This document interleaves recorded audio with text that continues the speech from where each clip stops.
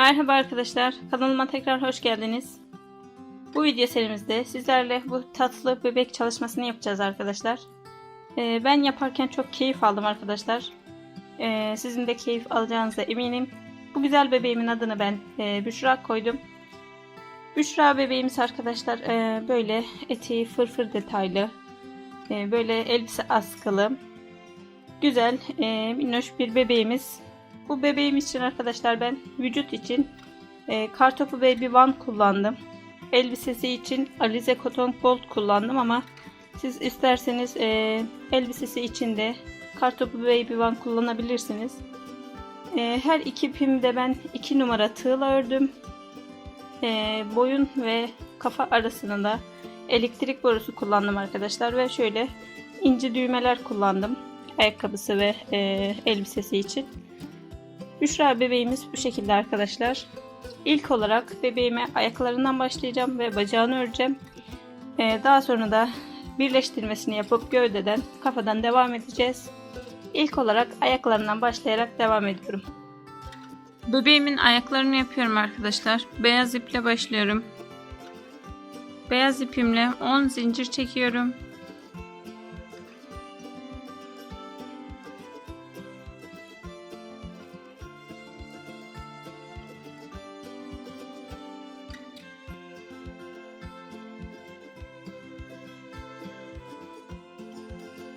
Zincir çektim arkadaşlar. İkinci zincirime batarak, yani bu son çektiğim zinciri bırakıyorum. İkinci zincirime batarak sık iğne yapıyorum. Sıradakine batıyorum. Sık iğne yapıyorum. Bu şekilde arka arkaya 8 sık iğne yapıyorum arkadaşlar. 2 sık iğne yaptım.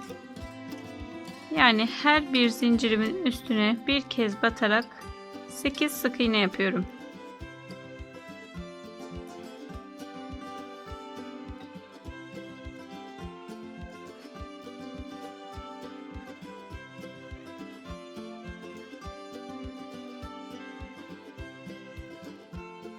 Sekiz sık iğne yaptım arkadaşlar. Burada bir zincirim kaldı. Bu bir zincirimin içine 3 kez batıyorum. Yani aynı zincir içine 3 sık iğne yapıyorum. 3 sık iğnemi de aynı yere batarak yaptım. Devam ediyorum şimdi arkadaşlar. Bu zincirlerimin diğer tarafına batarak devam ediyorum. Hemen sıradaki zincirime batıyorum. Bu şekilde her bir zincirime yine bir kez batarak 7 sık iğne örüyorum arkadaşlar. Diğer taraftan zincirlerimin üstüne batarak 7 sık iğne örüyorum.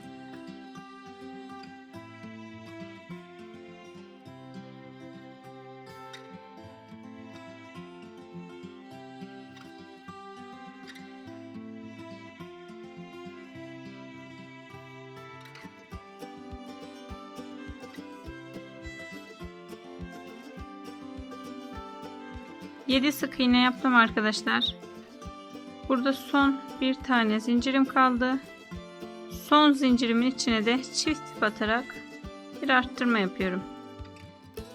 Son zincirime de çift batarak arttırmamı yaptım. Şimdi ikinci sıraya geçiyoruz arkadaşlar. İkinci sıraya da hemen bir arttırma yaparak başlıyorum. Bir arttırma yaptım. İsterseniz burada sırayı belirleyebilirsiniz arkadaşlar, karıştırmamak için. Ama ilmek sayılarımız sayılı olduğu için, yani sayıyla gideceğiz. O yüzden hani burayı belirlemeye de bilirsiniz. İsterseniz karıştırırım. Sırayı hani sık iğne sayılarını aklımda tutamam, unuturum ya da sıra başına geldiğimi anlamam diyorsanız belirleyebilirsiniz sıranızı. Bir arttırma yaptım. Şimdi tekrar 7 sık iğne örüyorum. Yani kafanız karışmasın arkadaşlar. Sıramızın sonunu arttırma ile bitirmiştik. İkinci sıramıza yine arttırma ile başlıyoruz. Yani arka arkaya 2 kez arttırma yapmış olduk. İkinci sırama arttırma ile başladım. Sonra 7 sık iğne örüyorum.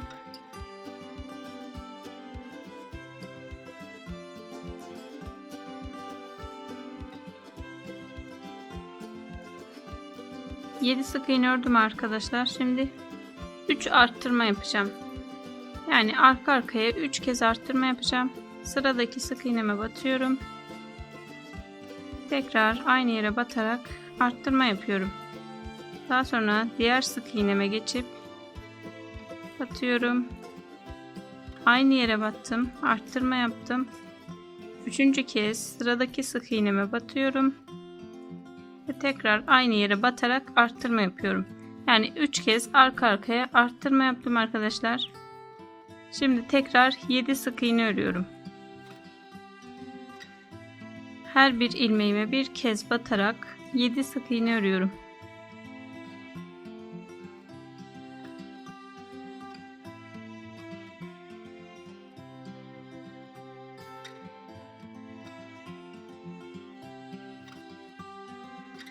Yedi sık iğnemi ördüm arkadaşlar. Şimdi 2 kez arttırma yapacağım. Sıradaki sık iğneme battım. Aynı yere batıp arttırma yaptım. Tekrar sıradaki sık iğneme battım ve aynı yere batarak arttırma yaptım. Arka arkaya 2 kez arttırma yaptım ve sıra sonuna geldim arkadaşlar.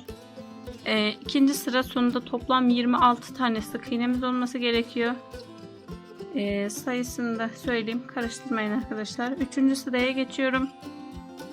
3. sıramda bir sık iğne yapıyorum ve bir arttırma yapıyorum.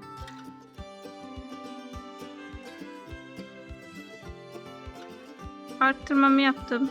Şimdi 7 sık iğne örüyorum arkadaşlar. Her bir ilmeğe bir kez batarak 7 sık iğne örüyorum.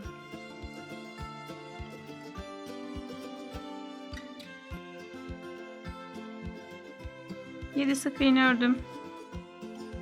Şimdi 3 kez bir sık iğne bir arttırma yapacağız. Yani şöyle bir sık iğne yaptım ve bir arttırma yaptım. İkinci kez bir sık iğne yapıyorum ve bir arttırma yapıyorum. Üçüncü kez bir sık iğne ve bir arttırma. Yani toplamda 3 kez bir sık iğne bir arttırma yaptım. Şimdi arkadaşlar 7 sık iğne örüyorum tekrar. Her ilmeğime bir kez batarak 7 sık iğne örüyorum.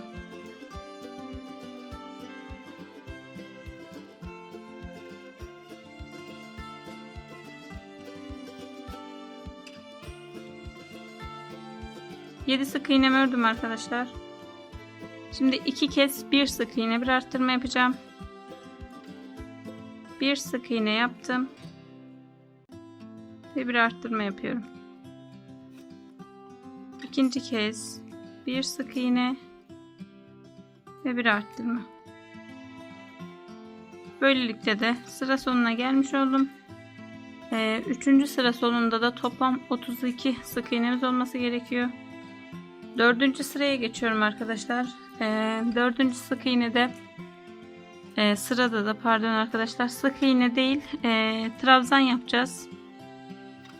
Buna yarım trabzan da deniliyor arkadaşlar. Trabzan da deniyor sadece. Bazı arkadaşlar çakma trabzan da diyor. Şöyle göstereyim. Trabzanımızı, ipimi alıyorum. Sıradaki sık iğneme batıyorum. Şu an tığımda 3 ilmek var.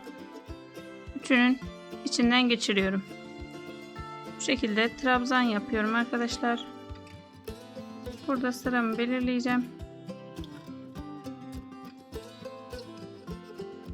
Trabzan olarak 2 kez sık iğnelerimi batacağım. Yani bir trabzan yaptım arkadaşlar. Sıradaki sık iğneme batacağım. Yine ipimi aldım. Sıradaki sık iğneme batarak yine aynı şekilde trabzan yaptım. Bu 4. sıramızı arkadaşlar sıra sonuna kadar hep trabzan şeklinde yapacağız. 2 trabzan yaptım ve bir trabzan arttırma yapacağım.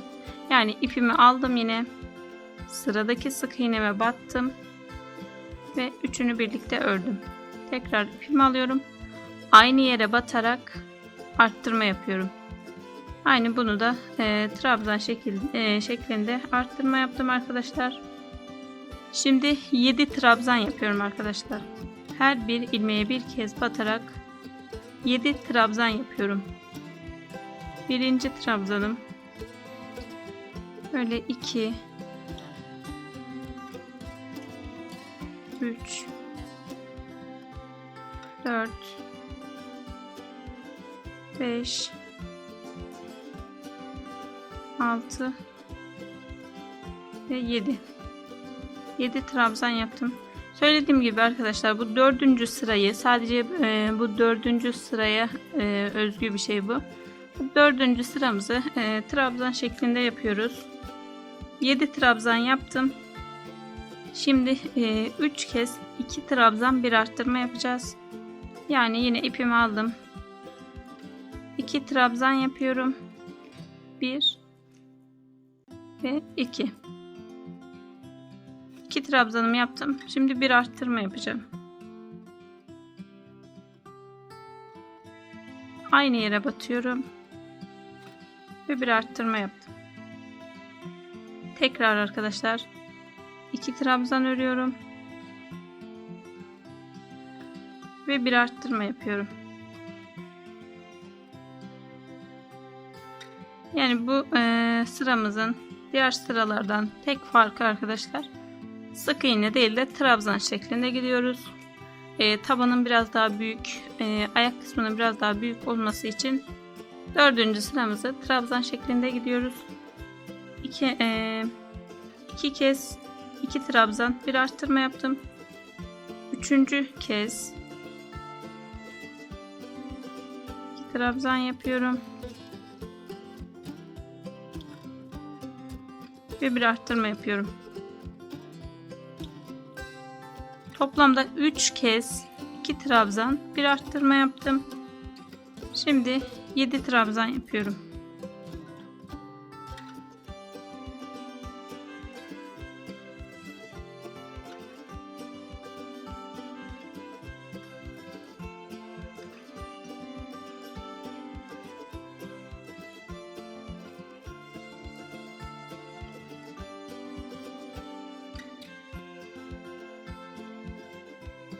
Yedi trabzanımı yaptım arkadaşlar. Şimdi yine 2 kez 2 trabzan bir arttırma yapacağım. 2 trabzan yapıyorum ve bir arttırma yapıyorum.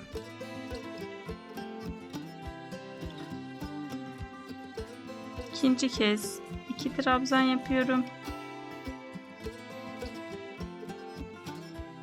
ve bir arttırma yapıyorum. Son sık iğnemi de çift batarak arttırmamı yaptım arkadaşlar. Dördüncü sıramı bitirdim böylelikle. Dördüncü sıra sonunda da toplam 38 tane sık iğnemiz olması gerekiyor. 5. sıraya geçiyorum arkadaşlar. Bu sırada da yine sık iğne yapmaya devam edeceğiz. Yani bu dördüncü sıraya özgü bir şeydi bu trabzanlar arkadaşlar. Şimdi bundan sonra hep sık iğne şeklinde devam edeceğiz. 5. sıradayım. 5, 6, 7 ve 8. sıralarda her ilmeğe bir ilmek yapacağız. Hemen göstereyim. İpimin üstüne almadım. Sık iğne yapıyorum arkadaşlar. Şöyle sıramı tekrar belirliyorum. İpimin üstünü almadan sık iğne şeklinde devam ediyorum. Her bir ilmeğe bir kez batarak 4 sıra boyunca arkadaşlar 5, 6, 7 ve 8. sıralarda 4 sıra boyunca her bir ilmeğe bir kez batarak bu şekilde 4 sıra 38 sık iğnemi tekrarlayacağım. Arttırma, eksiltme hiçbir şey yapmadan her bir ilmeğe bir kez batarak 4 sıra örüyorum. Bu 4 sıramı da arkadaşlar yine sık iğne şeklinde örüyorum.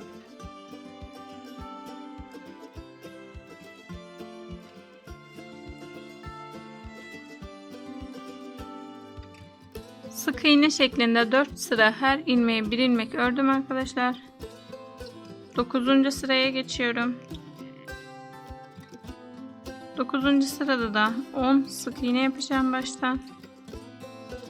İlk sık iğnemi yapıp tekrar sıramı belirliyorum. 10 sık iğne örüyorum arkadaşlar.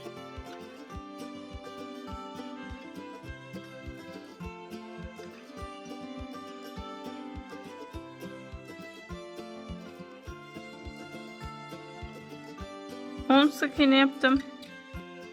Şimdi bir sık iğne bir azaltma yapacağız. Toplamda 6 kez bir sık iğne bir azaltma yapacağım. Şöyle bir sık iğne yaptım ve bir azaltma yapıyorum. İkinci kez bir sık iğne yapıyorum ve bir azaltma yapıyorum. Üçüncü kez bir sık iğne ve bir azaltma.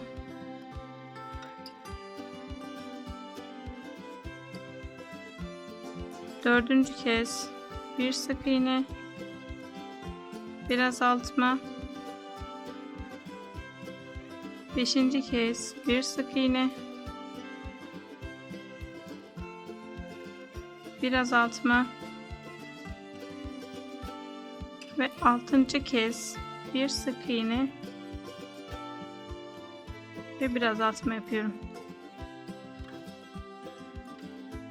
Şimdi burada kalan sık iğnelerimi örüyorum arkadaşlar. Sıra sonuna kadar burada kalan sık iğnelerimi örüyorum.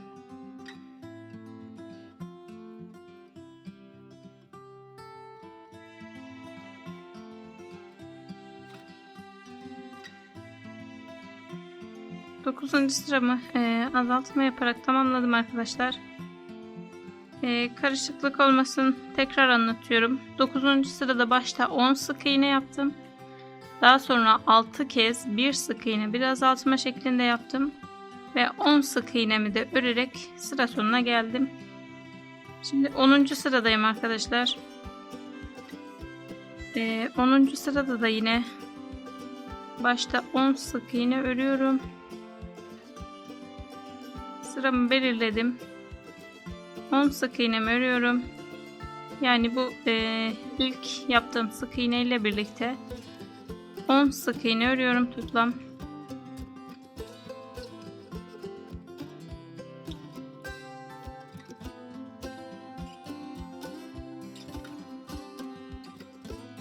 Sık iğne ördüm arkadaşlar. Şimdi arka arkaya 6 kez azaltma yapacağım. Yani hiç arada sık iğne örmeden 6 kez azaltma yapacağım. Şöyle göstereyim hemen. 10 sık iğnemi ördüm ve azaltmamı yapıyorum. Birinci azaltmamı yaptım. İkinci azaltmamı yapıyorum. Üçüncü azaltmam.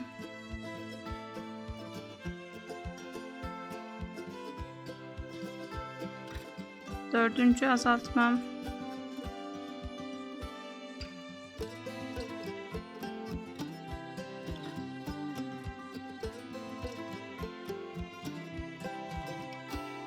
Beş.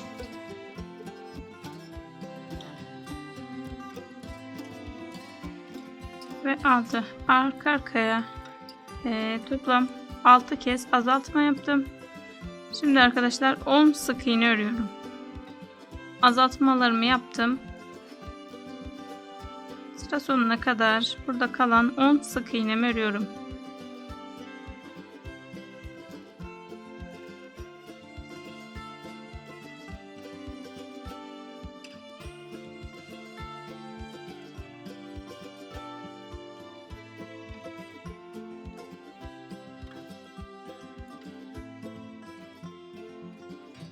Sık iğnemi ördüm ve sıra sonuna geldim.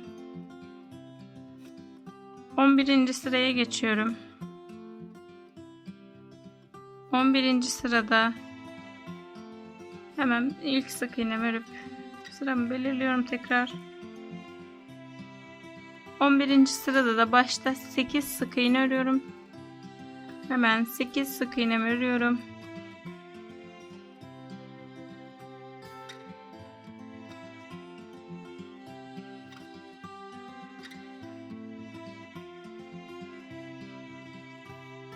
8 sık iğne ördüm arkadaşlar. Yine 6 kez azaltma yapacağım. Hemen ilk azaltmamı yapıyorum.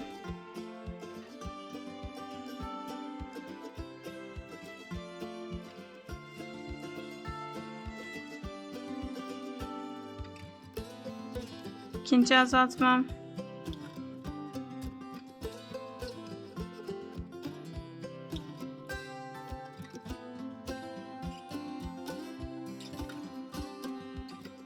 Üçüncü azaltmam.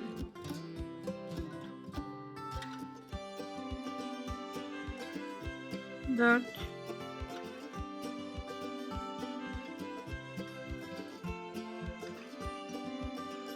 Beş.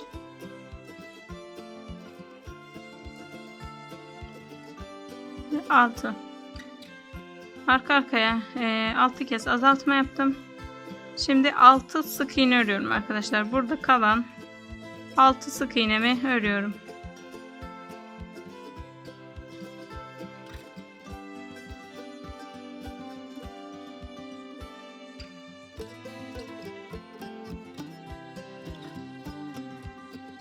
Altı sık iğnemi ördüm ve sıra sonuna geldim. 11. sıradayım arkadaşlar. 11. sıradan 20. sıra sonuna kadar her ilmeğe bir ilmek öreceğim. Azaltma, arttırma yapmadan 20. sıra sonuna kadar arkadaşlar. Şu an 12. sırayı örüyoruz. 12. sıra dahil, 20. sıra dahil toplamda 9 sıra boyunca her bir ilmeğe bir kez batarak devam edeceğiz. Şu an sık iğne sayımız 20 arkadaşlar. 11. sıra sonunda 20'ye düştü sık iğne sayımız. 12. sıradan başlayarak 20. sıra sonuna kadar bu 20 sık iğnemizi 9 sıra boyunca tekrarlayacağız.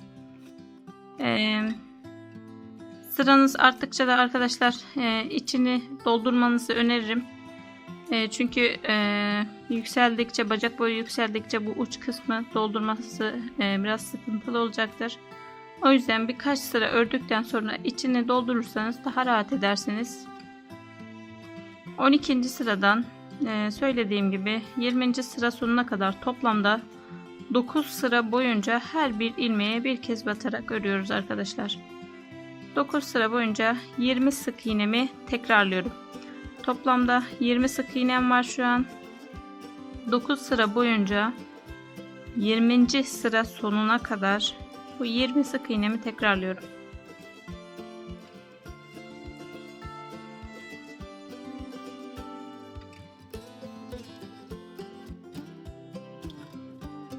Dokuz sıra her ilmeğe bir ilmek ördüm arkadaşlar. 20. sıra sonundayım. Son sık iğnemi örmedim. Burada renk değişikliği yapacağız. Söylediğim gibi arkadaşlar örerken içini doldurun. Ben doldurdum gördüğünüz gibi. Şu kısmı örmeden doldurdum hatta. Yani birkaç sıra düz ördükten sonra doldurdum iyice. Daha sonra da birkaç sıra ördükten sonra yine üstüne ekledim. Bacak kısmı uzadıkça ayak kısmını doldurmak zor olacak arkadaşlar. Yani burada içini doldurmanız şart diyebilirim. Daha sonra sıkıntı yaşamamak için. 20. sıra sonundayım ve son sık iğnemi örmedim. Renk değişikliği yapmak için hemen son sık iğnemi batıp şu şekilde alıyorum arkadaşlar tığımı. Örmüyorum. Ten rengi ipimi alıyorum. İpimi tığıma alıp tığımdaki ilmeklerimin arasından geçiriyorum. Şöyle biraz sıkılaştırıyorum iplerimi. Evet, sıradaki sık iğnemi batıyorum arkadaşlar ve sık iğne yapıyorum. Bu şekilde renk değişikliği yapmış olduk. İplerimi birbirine bağlıyorum.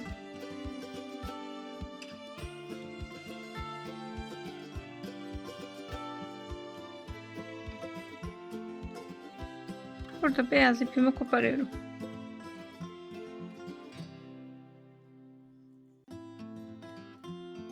Bu sırayı arkadaşlar blok şeklinde örmemiz gerekiyor. O yüzden şöyle göstereyim. Renk değişikliği yapabilmek için ben sık iğne olarak battım. Ama bunu blok şeklinde batmamız gerekiyor arkadaşlar. Yani renk değişikliği yaparken tığımızın içinden geçirdikten sonra şöyle ilmeğimize normalde bu şekilde batıyoruz biz. Şöyle biraz daha netleştireyim ben kameramı. Normalde bu şekilde batıyoruz arkadaşlar sık iğne örerken. Blok örerken de ilmeğimin şöyle arka tek kanadını alıyorum arkadaşlar. Arkadaki kanadını alıyorum. İçinden geçirip sık iğne yapıyorum. Tekrar aynı şekilde arka kanadını alıyorum ve sık iğne yapıyorum. Bu sıramızı bu şekilde arkadaşlar yapıyoruz. Sıra sonuna gelene kadar 20 sık iğnemi bu şekilde blok olarak örüyorum arkadaşlar.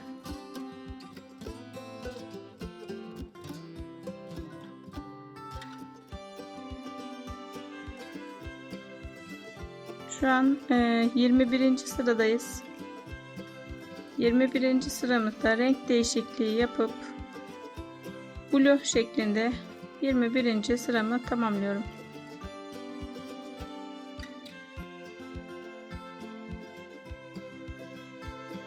...20 sık iğnemi de blok şekilde ördüm arkadaşlar. Şimdi blok yaptıktan sonra burada bir çizgi oluştu. Yani blok yaptığımız kısımların flor kısmı kaldı arkadaşlar. Diğer tek kanatları kaldı burada. Çizgi şeklinde oluştu burası. Buraya tekrardan beyaz ipimi takıyorum.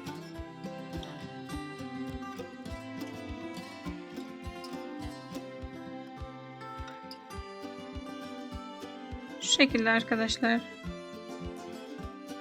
Hemen buradan son yaptığım flor kısımdan ipimi tığımı takıyorum. Yani burada bir çizgi oluşuyor zaten arkadaşlar. Bunu görebilirsiniz. Buradan ipimi taktım. İçinden geçirdim. İpimin ucunu buradan tutuyorum arkadaşlar. Daha sonra diğer ilmeğe geçiyorum. Buradaki çizgi kısımlara tek tek batarak ilmek kaydırma yapıyorum. Sıradakine batıyorum. İpimi alıyorum ve ilmek kaydırma yapıyorum. Sıradaki ilmeğime batıyorum. İlmek kaydırma yapıyorum. Sıradakine batıyorum. İlmek kaydırma yapıyorum. Bu şekilde arkadaşlar buradaki çizgi kısmı tamamen bitene kadar tek tek ilmeklerin hepsine batarak ilmek kaydırma yapıyorum.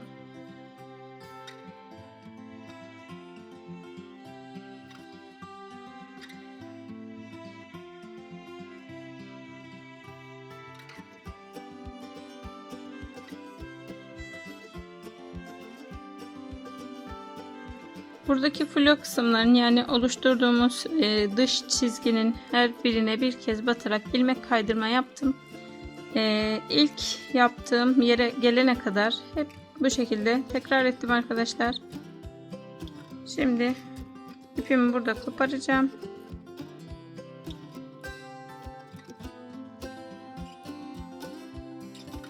İlmeğimi şu şekilde içinden alıyorum. Bu iplerimi, beyaz iplerimi içeriye çekeceğim ve içeride düğüm atacağım arkadaşlar. Daha sonra da ten rengi ipimle devam edeceğim. Hemen iplerimin olduğu noktadan tığımı geçirip içeriye alıyorum.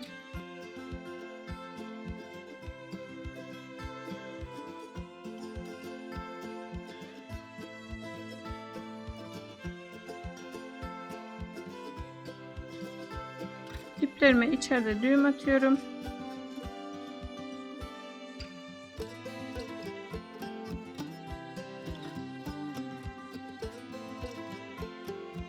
Ve devam edeceğim şimdi arkadaşlar. Ben renkli ipimle devam ediyorum. Şöyle içeriden biraz çıkaralım. Devam ediyoruz arkadaşlar. Ten rengiyle 21. sıramızı yapmıştık. 22. sırayı örüyoruz arkadaşlar. Blok falan yapmadan direkt sık iğnelerimin her birine bir kez batarak örmeye devam ediyorum. 21. sıramızda renk değişikliği yapıp ten rengimizi blok şeklinde örmüştük. 22. sıradayız. 22. sıradan 41. sıra sonuna kadar toplamda 20 sıra boyunca her ilmeğe bir kez batıyoruz. Normal sık iğne yaparak 22. sıra dahil 41. sıra dahil toplamda 20 sıra boyunca bu şekilde ten rengi ile her ilmeğe bir kez batarak 20 sıra örüyorum arkadaşlar. Bu şekilde her bir ilmeğime bir kez batarak 20 sık iğne örüyorum. Yine daha önce söylediğim gibi arkadaşlar, örerken de içini doldurmayı unutmayın. 5-6 sıra ördükçe içini doldurursanız daha sonra doldurduğunuzda potluk olmaz. Daha düzgün bir görüntü olur arkadaşlar. Bu şekilde her bir ilmeğime bir kez batarak 41. sıra sonuna kadar, yani 41. sırada dahil toplamda 20 sıra boyunca her bir ilmeğe bir kez batarak örüyorum arkadaşlar. Bu şekilde devam ediyorum. 41. sıra sonuna kadar her ilmeği bir ilmek olarak ördüm arkadaşlar. Söylediğim gibi içini doldurarak ördüm. Burada son bir sık iğnem kaldı. Bunu örmedim çünkü burada renk değişikliği yapacağım. Hemen son sık iğneme batıyorum. İlmeğimi çıkardım ve örmedim. Bu şekilde tığımda bırakıyorum. Şortun yapabilmek için arkadaşlar beyaz renk kullanacağım. Yani burada şortun uç kısımlarını oluşturacağız. Beyaz ipimi tığıma aldım. İlmeklerimin arasından geçiriyorum. Şimdi sıradaki sık iğneme batacağım.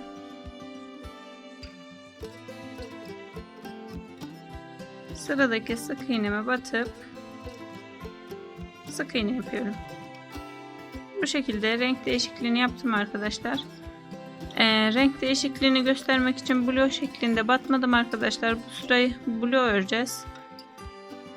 Hemen iplerimi birbirine bağlayıp tekrar göstereceğim. İplerimi sıkıca bağlıyorum. İpimi koparıyorum.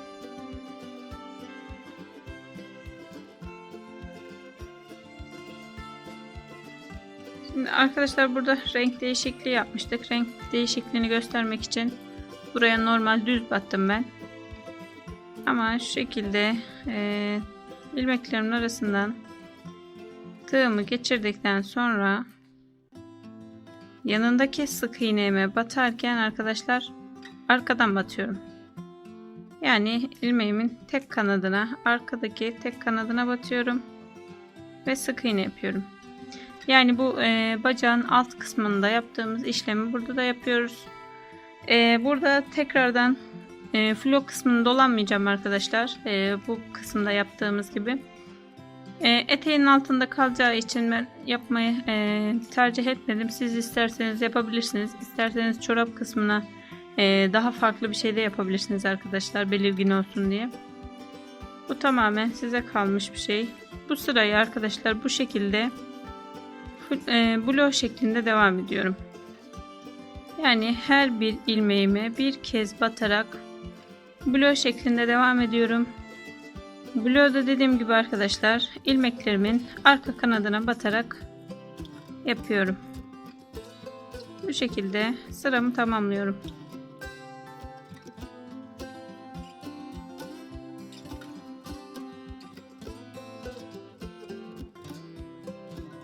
Blok şeklinde sıramı tamamladım arkadaşlar. Bu işlemi yaparak, yani beyaz ipe geçtiğimizde 42. sırayı örmüş olduk. 43. sıraya geçiyorum şimdi. 43, 44, 45 ve 46. sıralarda arkadaşlar 4 sıra boyunca her ilmeğe bir ilmek öreceğim. Blok yapmadan normal bir şekilde her bir ilmeğimin üstüne bir kez batarak 4 sıra örüyorum arkadaşlar. Her ilmeğe bir ilmek yaparak 4 sıra daha beyaz ipimle örüyorum.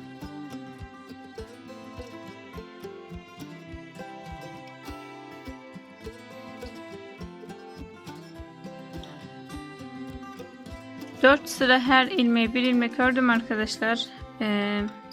Birleştirme yaptıktan sonra blö yapmıştık, yani blö yaptığımız sırayla birlikte toplamda beyaz iple 5 sıra ördük.